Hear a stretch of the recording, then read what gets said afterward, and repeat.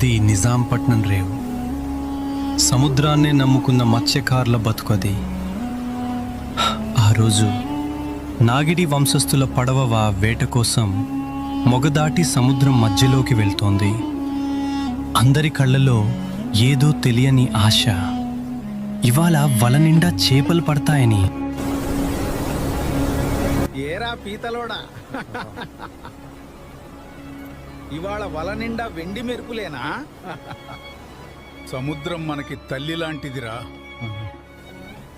కానీ ఈ మధ్య తల్లికి మన మీద కోపం వచ్చినట్టుంది.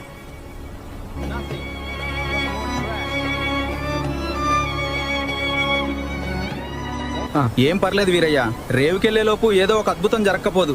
ఆ సముద్రమ్మ మనల్ని అన్యాయం చేయదురా. అద్భుతం జరక్కపోదు, సముద్రమ్మ అన్యాయం చేయదు. గంటలు గడుస్తున్నాయి, కానీ ఒక్క చేప కూడా వలలో పడలేదు.